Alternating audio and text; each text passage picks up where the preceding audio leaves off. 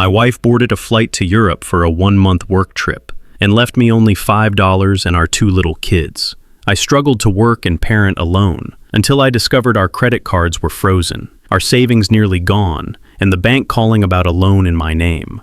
Then I found hotel receipts, check-in photos, and a suspicious itinerary. Want to know what she was really hiding? Subscribe now so you don't miss the shocking truth. The coffee tasted burnt, but I drank it anyway because mornings didn't wait for anybody. The kids were already moving around the kitchen in socks, half awake and hungry. One wanted cereal, the other wanted pancakes, and both wanted me at the same time. I moved through it like I always did. Lunches, backpacks, shoes, wiping a little milk off the table with the edge of a paper towel. Tasha stood by the counter with her suitcase upright next to her leg. She hadn't sat down once. Her phone kept lighting up in her hand like it had a heartbeat. Every few seconds, her thumb flicked across the screen, and her eyes narrowed like she was reading something that annoyed her. "Your ride's here?" I asked. She didn't answer right away. She took a sip of water, swallowed, and finally said, "We're leaving in 10. We. Like I wasn't part of it. The quiet between us didn't happen overnight. It had been growing for weeks, maybe months.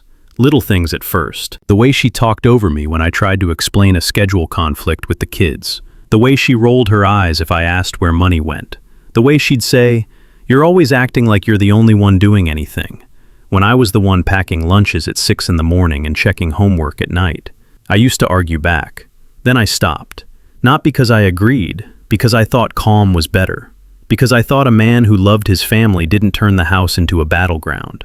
Because I told myself, just get through this season. Outside, the air had that North Carolina bite to it. The kids climbed into the back seat still wearing their little puffy jackets, and I loaded her suitcase into the trunk. Tasha didn't help. She just climbed into the passenger seat and kept tapping on her phone, like the screen could carry her away faster. The drive to Charlotte Douglas Airport took less than 30 minutes, but it felt longer because nobody spoke. I tried once. "So what's the plan over there?" I asked, keeping my eyes on the road. "You said it's work, but where exactly are you staying?" She sighed like I was asking her to explain gravity. "Marcus, I'm going to handle it. You always want details like you're my supervisor." That stung, mostly because it was aimed at the one thing I'd worked hard to become, a man people trusted.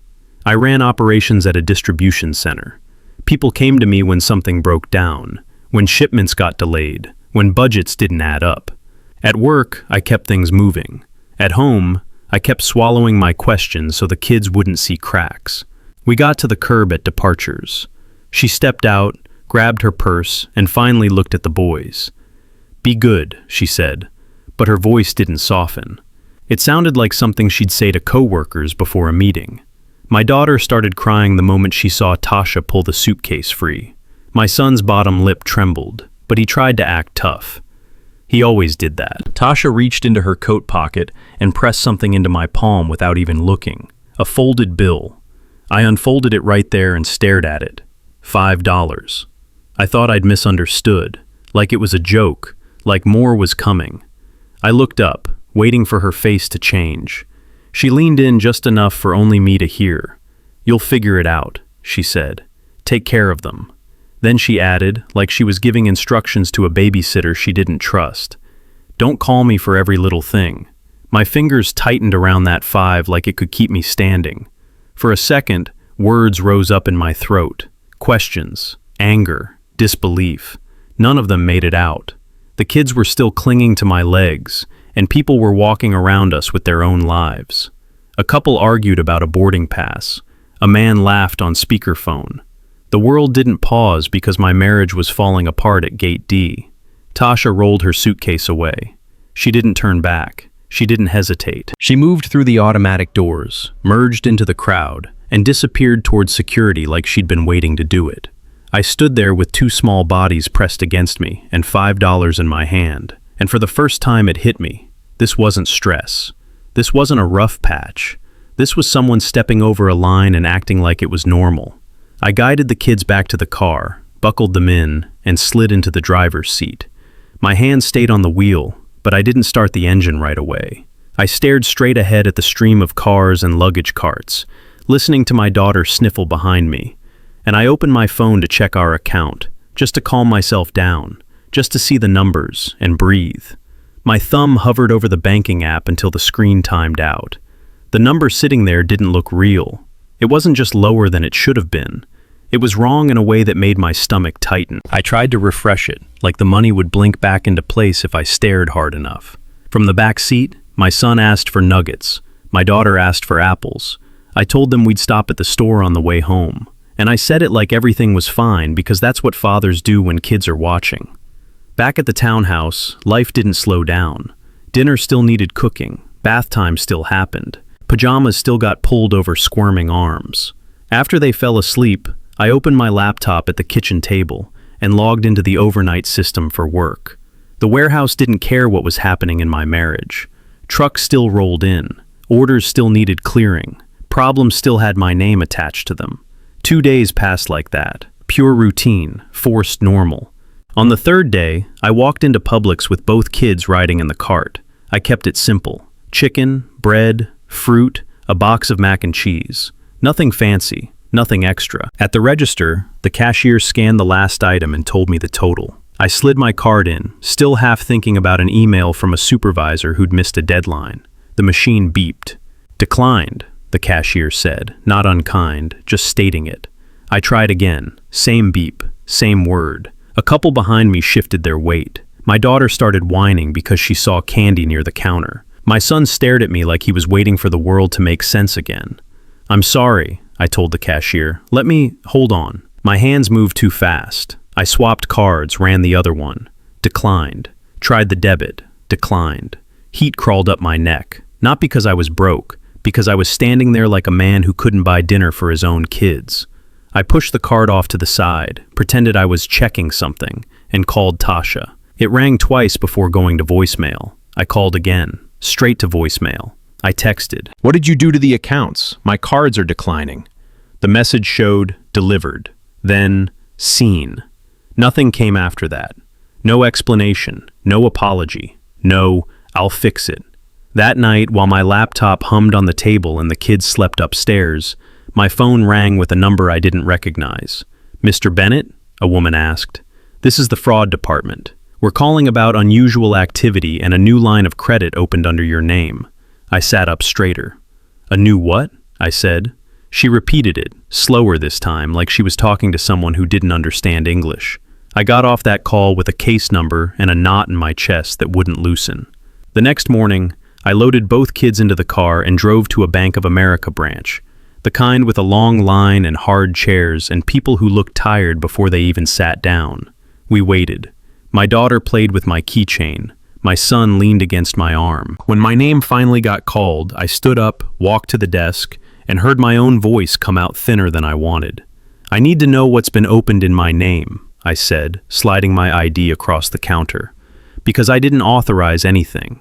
The teller didn't look surprised. That was what bothered me most. She spoke the way people do when they've seen the same disaster 100 times.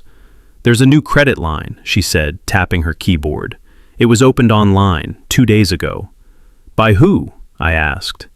She glanced up, careful with her words. "The application used your social security number and your address. The verification questions were answered correctly." My daughter pulled on my sleeve. "Daddy, can we go now?" I nodded at her and forced my voice steady. "I didn't do it," I told the teller. "I need everything you can print, all of it." She handed me a stack of papers and a brochure on fraud claims. I tucked both into my work bag like they were just more documents from the warehouse. Outside, I buckled the kids in and drove straight to daycare. I had already missed enough hours at work. My supervisor had been patient, but patience had a limit. So did my paycheck. After drop-off in Uptown, I didn't go to the warehouse. I turned toward the public library instead. Parking was cheap for the first hour, and I needed a computer that wasn't mine. I didn't want anything tracing back to my home laptop, not yet. Not until I understood what I was dealing with. I sat at a terminal in the back, logged into my email, and filtered for old confirmations. Travel, reservations, anything with numbers attached. Tasha used my email for years. "It's easier," she used to say. "One place for receipts." That convenience felt like a joke now. The first thing I found was a hotel confirmation. Miami Beach, Florida. A second one followed, same week, different property. Then a third, upgraded room. The dates matched the exact window she'd told me she'd be in meetings overseas. My mouth went dry, not because of the location, because of the casualness, like she'd never planned to hide it, like she'd assumed I wouldn't look. I printed the confirmations, folded them into my bag, and walked out of the library with my face neutral. People passed me carrying books, sipping coffee, talking about regular things. I wanted to grab someone by the shoulders and ask how they kept living like nothing was happening. That night, after work, I sat in my car in the daycare parking lot and opened the banking app again. The withdrawals weren't one big hit. They were small slices, $47 here, $92 there, $113 the next day. A pattern. Someone cutting the account into pieces so it wouldn't trigger an alert.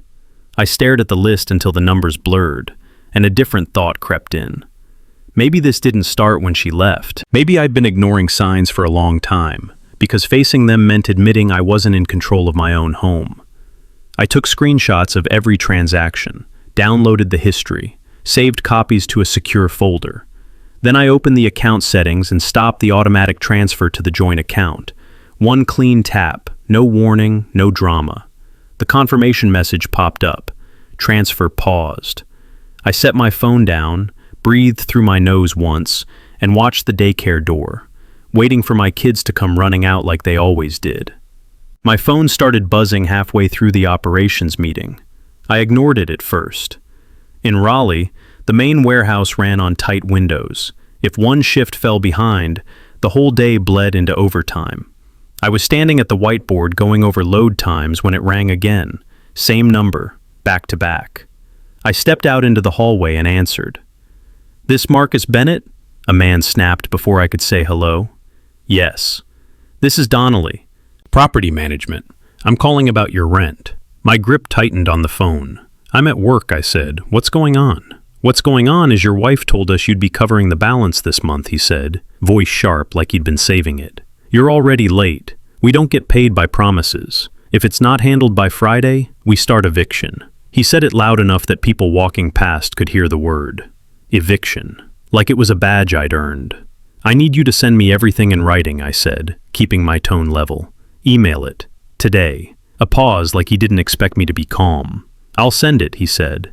"But don't play games with me, Mr. Bennett.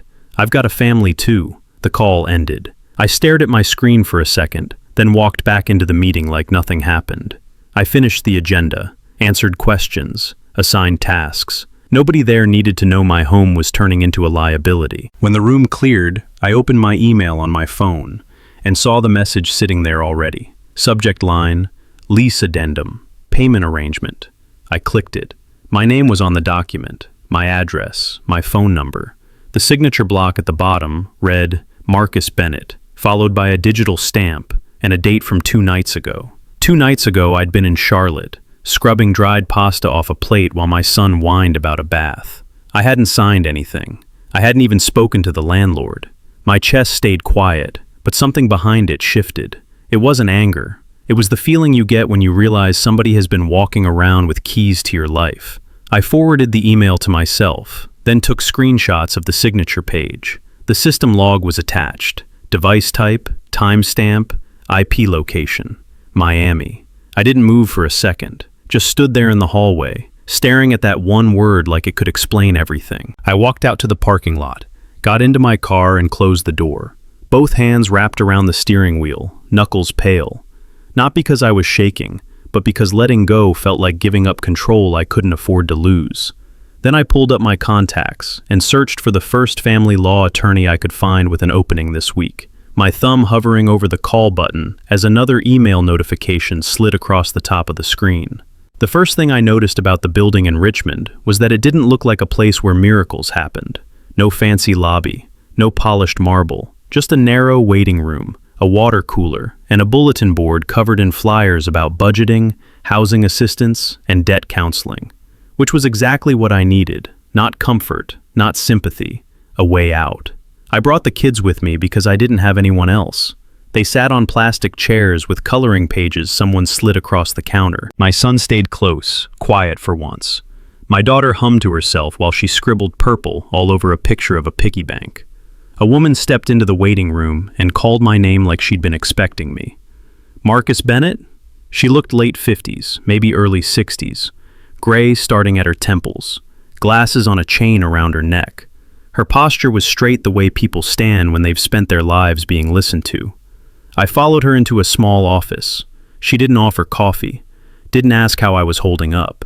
She sat down, opened a folder, and got right to it. "Have you frozen your credit?" she asked. The question hit me like a slap, not because it was rude, but because it made everything else I'd been doing feel like I'd been patching a leak with my hand. I reported fraud," I said. "I talked to the bank. I printed statements. I've been documenting." "That's not what I asked." Her voice stayed steady. No judgment, just fact. Have you frozen your credit? No. She nodded once, like she'd already predicted that answer. "Okay, we're doing that today," she said, and slid a notepad toward me. 3 bureaus, 1 phone call each. Get a PIN. Don't lose it. If you lose it, you'll spend weeks proving you're you. My jaw tightened. "I'm me," I said quietly. Renee looked at me over her glasses. "Not in a system," she said. "In a system, you're just a number until you prove otherwise." She leaned forward and started listing steps the way my best supervisors did at work. Clear, in order, no fluff. Fraud alert first, then freeze, then request full credit reports, not summaries. Print them, highlight anything you didn't open. After that, you build a timeline, she said. Every date, every account, every call, who you spoke to, what they said, case numbers. If this ends up in court, you don't want to be telling a story. You want to be showing a record. I opened my bag and spread my papers across her desk. Bank printouts, screenshots, the lease addendum with my name stamped onto it, the Miami confirmations. She didn't gasp, didn't raise an eyebrow. She scanned the pages like she was reading a weather report. "This isn't a misunderstanding," she said finally. "This is coordinated." That word sat in my chest. Coordinated. Like it was a project plan. Like somebody had mapped out my weak points and moved pieces around them. "How do you know?" I asked. Renee tapped the lease signature page. "Because this is not an accident," she said. "And because you're not the first husband to walk in here stunned that his own household could be used against him."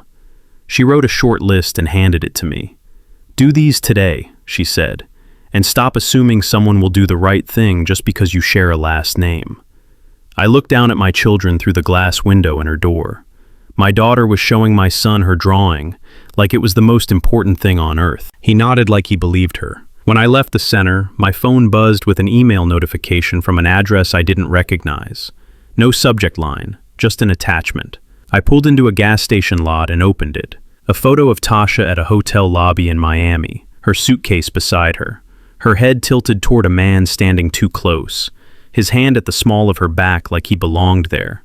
Under the photo, one sentence: she wasn't alone. I stared at the screen until my eyes stopped blinking. Then I put the phone face down on the passenger seat and drove toward the daycare, already thinking about the next call I had to make. My sister Keisha didn't ask for a full explanation when I pulled up to her apartment in Norfolk, with 2 sleepy kids and a trunk that looked like I was moving out of my own life. She opened the door, took one look at my face, and stepped aside. "You can take the room," she said. "The kids can have the couch bed. We'll make it work." That was the thing about Keisha. No speeches, no pity, just action. The first night, I kept my routine like a lifeline. Baths, toothbrushes, 2 stories. My son insisted on the same book twice, because he liked the part where the dog always comes back. When they finally settled, I kissed their foreheads, pulled the blanket up to their chins, and walked into the kitchen like I was heading to a second shift. Keisha had cleared a space at the table. A small stack of printer paper sat next to a cheap desk lamp. She'd even found an old binder and left it open like she already knew. I didn't say thank you right away. My throat felt too tight for anything that sounded soft. Instead, I opened my laptop, logged into every account I could access, and started building a timeline. Renee's words stayed with me. You don't tell a story, you show a record. I created a spreadsheet with dates down the left side and categories across the top. Withdrawals, credit activity, calls, emails, lease documents, childcare notes. Each entry got a timestamp and a screenshot. Every time I spoke to a bank rep, I wrote the name they gave me, the extension, and the case number.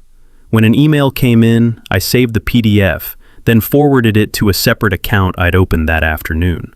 By midnight, the folder on my desktop looked like evidence. Somewhere around 1 in the morning, I drove to an ATM and opened a checking account at a different bank.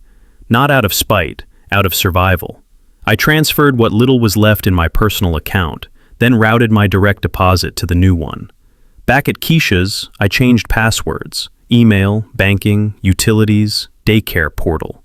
I turned on two-factor authentication for everything, and I wrote the recovery codes on paper instead of storing them in my phone. The work felt cold, but it kept me upright. My hands moved while my mind tried not to spiral. On day 2, I filed an identity theft report online, then called the bank again and pushed until I reached someone who could freeze the new credit line pending investigation. I didn't yell. I didn't beg. I stayed polite and persistent, the way I did when a vendor tried to dodge responsibility at the warehouse. "I need this noted," I said. "I need a copy of the dispute, and I need the log of the device used to apply." A pause. "Sir, that information isn't always available." "Then escalate it," I replied, "because I'm not paying for something I didn't open." That evening, Keisha came home with takeout and handed me a plate without asking questions. We ate at the counter while the kids watched cartoons in the living room. "You going back to Charlotte?" she asked finally. "Not yet," I said. "I have an appointment with a family law attorney in Virginia Beach, tomorrow." Keisha nodded once, like she'd been expecting that too. After the kids went down, I printed the lease addendum and the Miami log again, slid them into the binder, and labeled the tab. Rent fraud. My pen pressed hard enough to leave an imprint on the paper beneath. My phone buzzed near midnight. A number I didn't recognize. I didn't answer. A text came through instead. "Don't make this a big thing. You'll embarrass yourself." I stared at it for a long second, then took a screenshot and dropped it into the folder with the rest. Keisha walked by, glanced at my face, and set a mug of water next to my laptop without a word. I closed the binder, clicked the laptop shut, and reached for my keys. The attorney's. The school's number flashed on my phone while I was merging onto I-264. I almost let it go to voicemail. I had a legal consult in Virginia Beach in less than an hour, and my son was already nervous whenever he heard adults talk in serious voices. I answered anyway. "Mr. Bennett?" a woman said. "This is Ms. Harris from the front office. We need you to come in today if you can. It's about your child." My throat tightened. "Is he hurt?" "No, he's safe," she said quickly. It's a concern that was filed. We need to speak with you."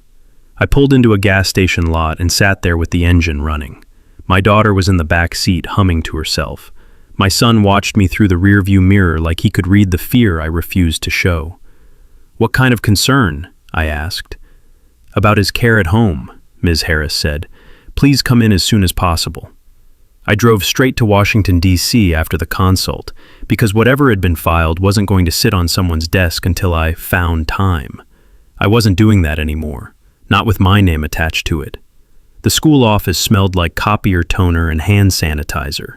A bulletin board displayed perfect attendance certificates and safety posters. My son sat in a chair near the window, with his knees pulled up, both hands wrapped around a small plastic water bottle. He didn't look up when I walked in. He looked at my shoes.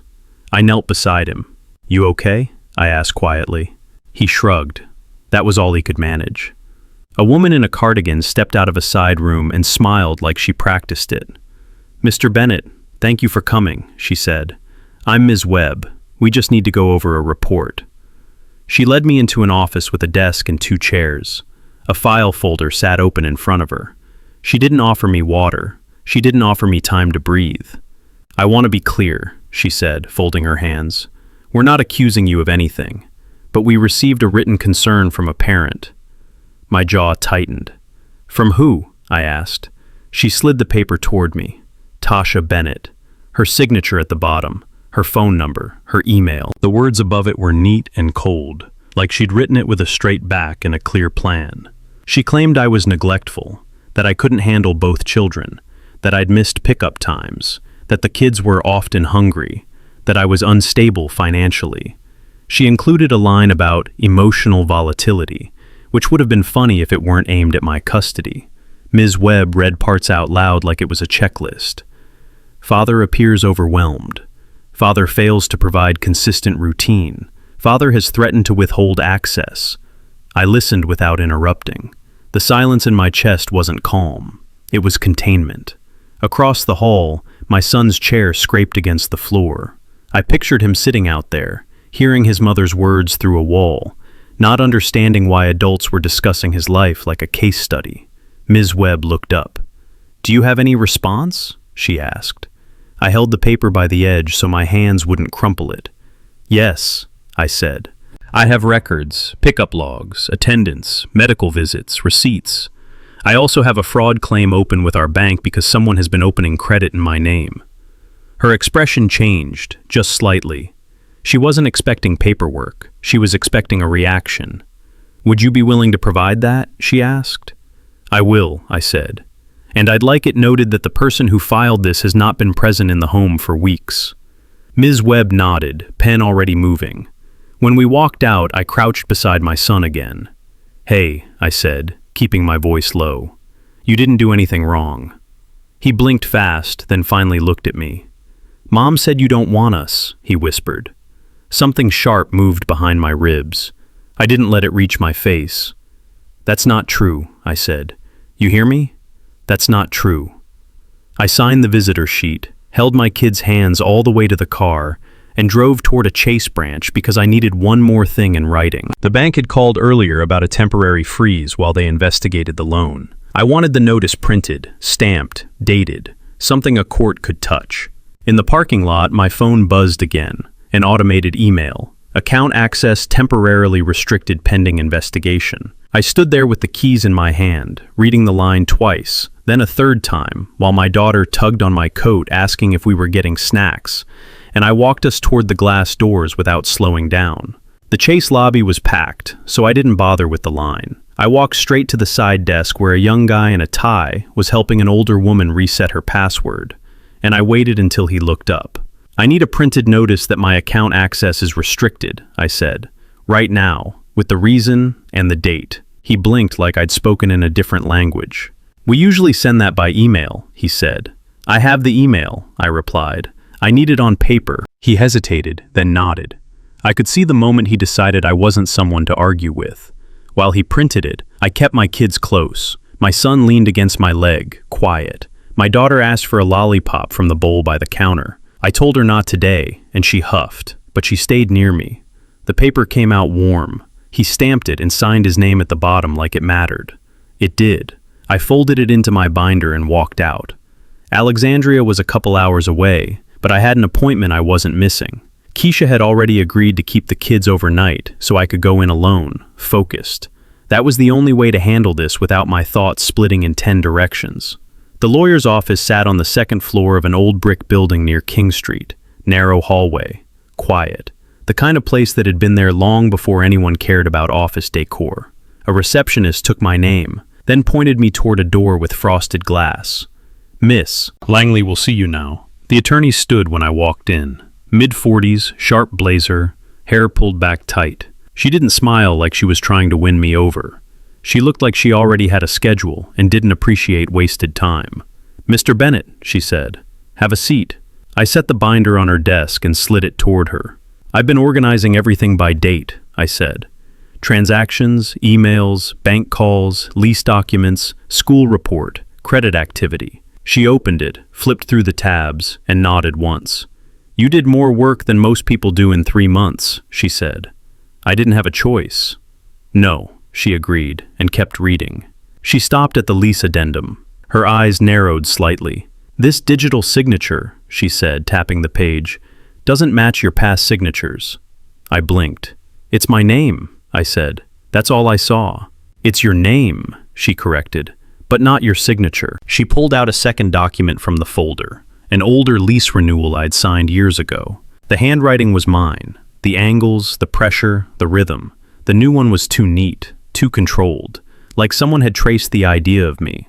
She pointed at the end of the signature line, where a small string of text sat in tiny font.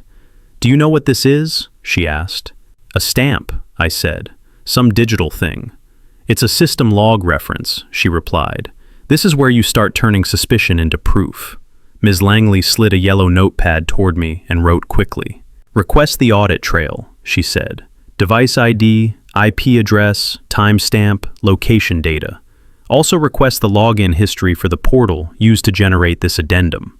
If the landlord uses an electronic signing service, they'll have it. If they refuse, we subpoena." I swallowed. "Subpoena?" I asked. She didn't flinch.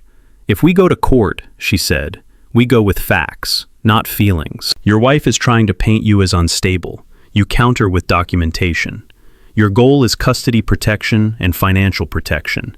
Anything else is noise." Her words landed heavy, but they steadied me. I'd been living in a fog of betrayal and panic. She spoke like someone who could see the road. "What about the credit line?" I asked. "The loan? The bank is investigating." "We add it," she said, "and we file for temporary orders, parenting schedule, financial restraints, no new debts opened without consent, no moving assets, no contact through third parties. We ask for what's reasonable." "Will they give it?" I asked. "They might," she said, "if we show you're the stable parent and you're acting in good faith.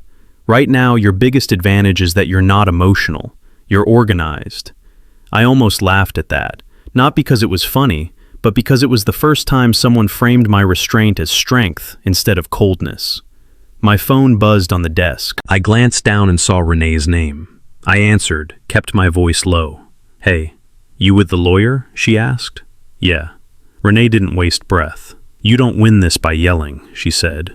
"You win by paper." I stared at Ms. Langley's notes while Renee spoke, like the sentence was stitching itself into the plan.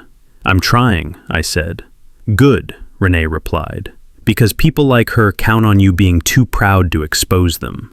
They count on you staying quiet so they can keep rewriting the story." The call ended. I looked up and met Ms. Langley's eyes. "She's right," Ms. Langley said, like she'd heard enough through my tone. "Your wife believes you won't take her into daylight." I slid the binder back toward myself and tightened the strap. Outside, my phone buzzed again. An email from property management with another friendly reminder about payment.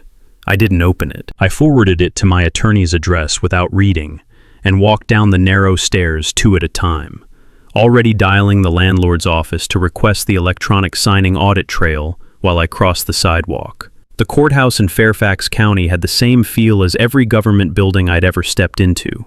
Quiet, rushed, and indifferent. People moved through security with folders pressed to their chests, eyes forward, like everyone had learned the same lesson. Emotions don't get you through metal detectors. Ms. Langley met me outside the courtroom with a clipboard and a look that said we were on schedule. "Remember," she said low, "answer only what you're asked. Don't fill silence. Don't react." I nodded once. The binder strap bit into my palm. Keisha had kept the kids overnight so I could show up alone, clean, and ready. I'd shaved that morning, not for appearances, but because I refused to look like a man falling apart. We walked in and took our seats. Tasha arrived 10 minutes later, shoulders slumped, hair pulled into a loose bun, like she'd been up all night crying. A man followed her, tall, neat suit, too close to her side for a friend. She didn't introduce him, just let him hover as if his presence was supposed to imply something. Support, power, witness. She didn't look at me at first. Then she did, quick and sharp, like she wanted to see if I was scared. I didn't give her anything. The judge came in. Everyone stood. Everyone sat. The clerk called our case, and just like that, my life turned into a file number. Tasha's attorney spoke first. He used a calm voice and soft words, the kind that sounded reasonable even when they carried poison. "My client has been financially controlled," he said, "left without access to funds. She's been forced to travel for work while Mr. Bennett refuses to provide support. He's overwhelmed with childcare and has displayed instability." Tasha dabbed at the corner of her eye with a tissue. She didn't cry. She made the gesture of someone who could cry on command. When she spoke, her voice shook in a practiced way. "I just wanted to help us," she said. I begged him to listen. He wouldn't. He shuts down and then he punishes me by holding money over my head. I was scared to come home. My jaw stayed still. My hands stayed on my knees. The only thing that moved was my breathing. Ms. Langley stood when it was our turn. "Your Honor," she said, "Mr. Bennett did not cut off access. His accounts were frozen due to an active fraud investigation. The issue before the court is not marital conflict. It's identity theft, financial manipulation, and a false report filed at a school." Tasha's attorney leaned forward, fast. "That's an accusation," he said. Ms. Langley didn't blink.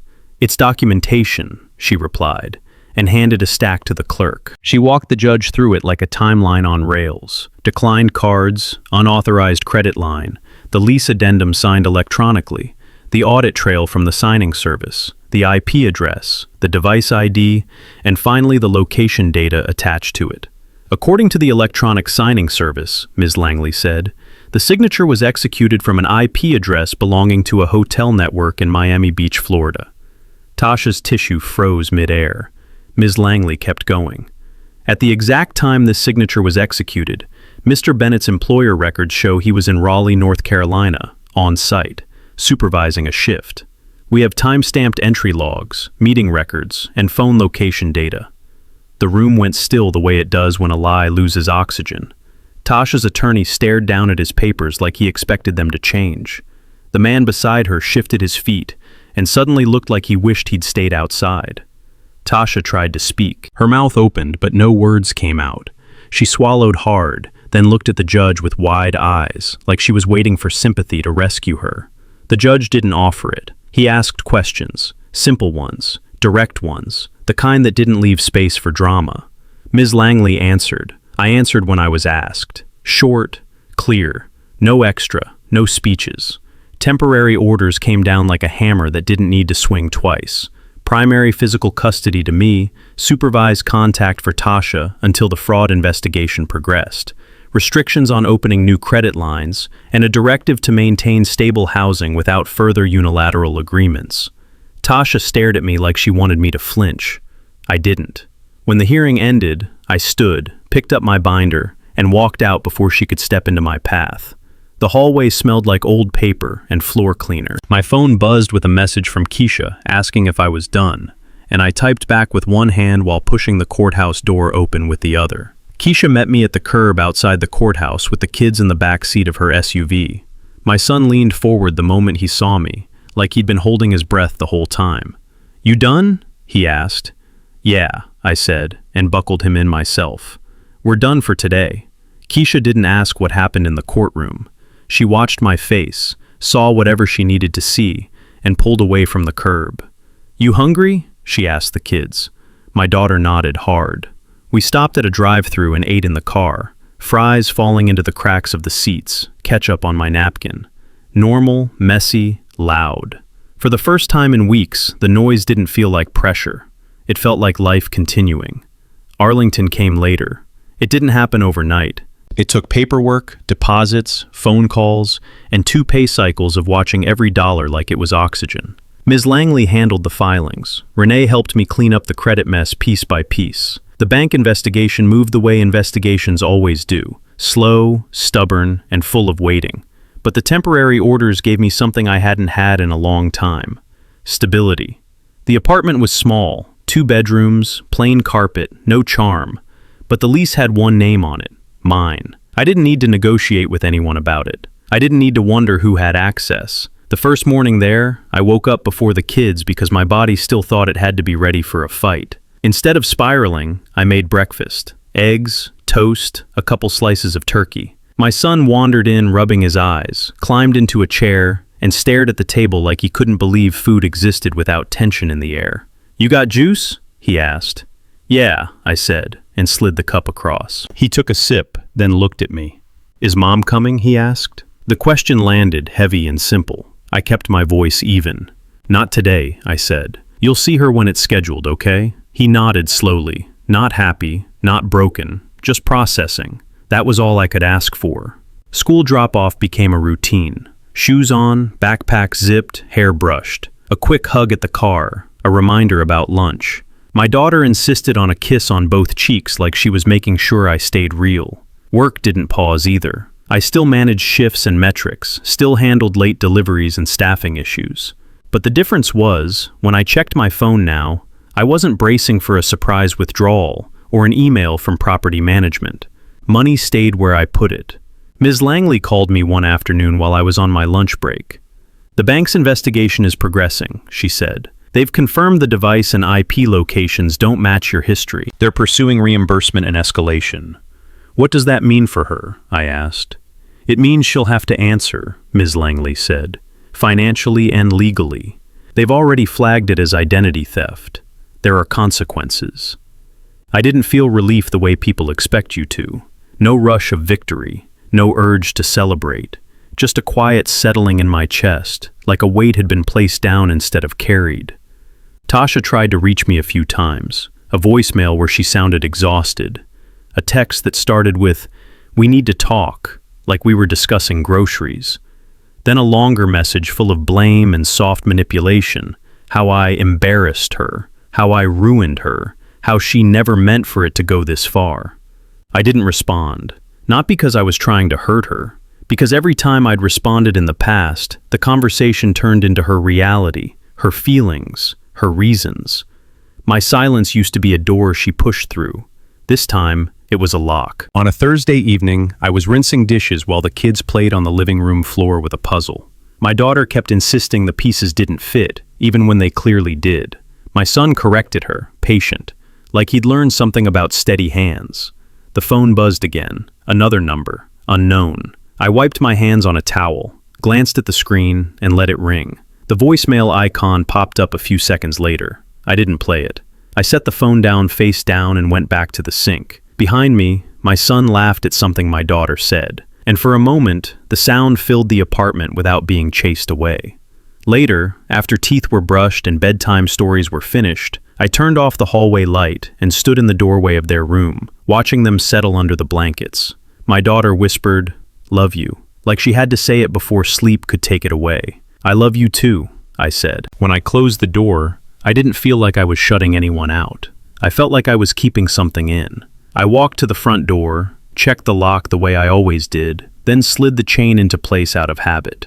The apartment stayed quiet. No raised voices, no footsteps pacing behind me, just the steady hum of a refrigerator and the soft rhythm of two kids breathing on the other side of the hall.